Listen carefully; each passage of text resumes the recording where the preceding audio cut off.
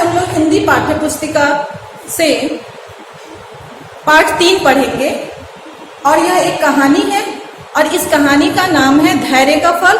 यह एक प्रेरणादायक कहानी है। इस कहानी में कुछ कठिन शब्द आए हैं जिनका अर्थ हम लोग जान लें तो कहानी समझने में आसानी होगी। जैसे धैर्य, धैर्य का अर्थ होता है धीरज, सब्र। अकाल, अकाल का मतलब होता है भूखमरी।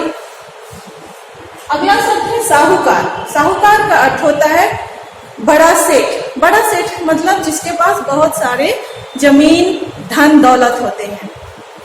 घोषणा, घोषणा का अर्थ होता है ऐलान, ऐलान करना, किसी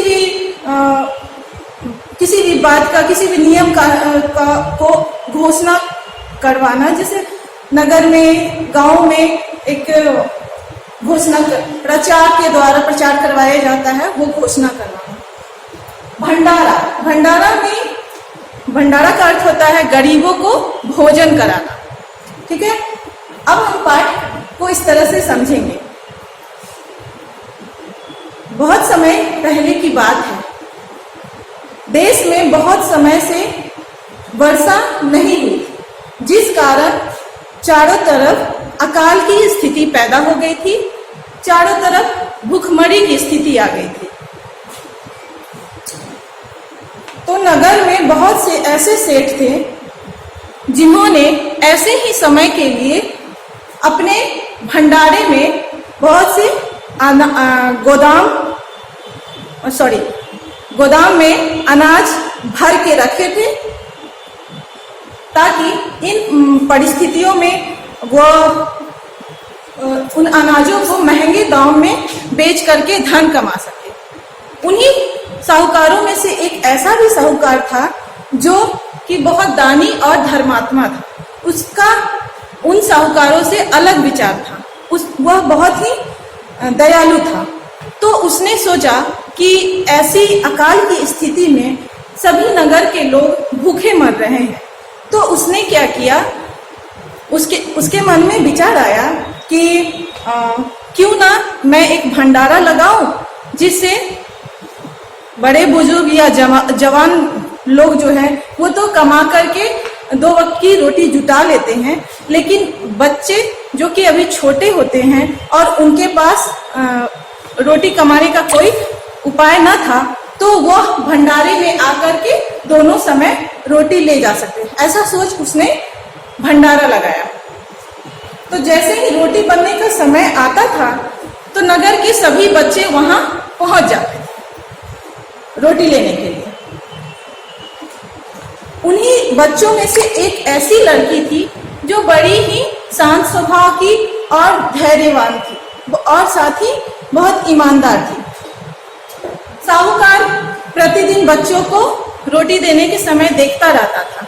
सारे बच्चे टोकरी में रोटी जैसे ही डाली जाती, सारे बच्चे उस रोटी को लेने के लिए झपट पड़ते। सभी कोशिश में रहते थे कि मुझे बड़ी रोटी मिल जाए, मुझे पहले रोटी मिल जाए। लेकिन वह छोटी सी लड़की कोने में एक तरफ बैठी रहती थी और जब सारे बच्चे रोटी लेकर चले जाते तो वह अंत में बची हुई एक छोटी सी रोटी उठा लेती थी और बड़े ही धैर्य के साथ चली जाती थी। ऐसा ही रोज होता था। साहूकार उसे प्रतिदिन देखता था, उस लड़की को, और देखते देखते एक दिन साहूकार ने क्या किया कि अंत में जो छोटी रोटी होती है उसमें साहूकार ने एक सोने का सिक्का डलवा दिया। फिर वही समय आया, सारे बच्चे छीना झपटी करके पहली रोटी, मतलब ऊपर की सारी रोटियों को ले गए। अंत में बची हुई छोटी रोटी को कोई नहीं उठाता है। वह लड़की और दिन की भांति ही उस दिन भी छोटी रोटी को उठा लेती और घर ले जाती है। और वह जब खाने के लिए बैठती है तो रोटी का कौर का मतलब होता है निवाला। जब हम एक टुकड़ा उठा करके या भोजन का एक निवाला उठा के मुंह में डालते हैं, उसको कौर बोलते हैं। तो वह रोटी का टुकड़ा तोड़ती है और कौर मुंह में डालती है, तो उसके मुंह में सोने का सिक्का चला जाता है। तो वह सिक्का निकाल के अपनी माँ को दिखाती है। माँ उस सोने के सिक्के को देख के कहती है कि क्या तुमने इसे चुरा के लाया है? तो वह लड़की बोलती है कि नहीं माँ, मैंने इसे चुरा के नहीं लाया। तब उसकी माँ उसे समझाती है कि हो सकता है गलती से रोटी बनाते वक्त यह सोने का सिक्का आटे में गिर गया होगा और तुम्हारे रोटी में चला आया, तो कल तुम जब रोटी लेने जाओगी तो यह सोने का सिक्का उनको दे देना, साहूकार के यहाँ। लड़की वही करती है, जाती है और छोटी रोटी लेने के बाद उस सोने के सिक्के को वापस साहूकार को दे देती है। साहूकार आश्चर्य में पड़ जाता है और बोलता है कि तुम यह मुझे वापस क्यों दे रही हो? तो लड़की बोलती है कि यह गलती से मेरे साथ कल रोटी के साथ चला गया था, यह आप ले लीजिए। तो साहूकार उसको कहता है कि नहीं, यह तुम्हारे हैं, यह मेरे नहीं है, तुम इसे ले जाओ घर। साहूकार देखना चाहता था कि यह लड़की अकेली ईमानदार है या इसके परिवार के लोग भी ईमानदार हैं। और ठीक वैसा ही होता है। लड़की जब वापस घर जाती है, सोने का सिक्का अपनी माँ को दिखाती है और कहती है कि साहूकार ने कहा कि मेरा नहीं है, तुम वापस ले जाओ। तो फिर उसके माता पिता उस लड़की के साथ आते हैं और कहते कि साहूकार से, नहीं, यह हमारे नहीं है, यह आपके हैं। साहूकार बहुत प्रसन्न होता है, खुश होता है। वह कहता है कि बच्चों, आपकी बच्ची में आपके घर से ही यह संस्कार आया है। यह धैर्यवान होने के साथ साथ बहुत ही ईमानदार है। मैं इसे प्रतिदिन देखा करता था।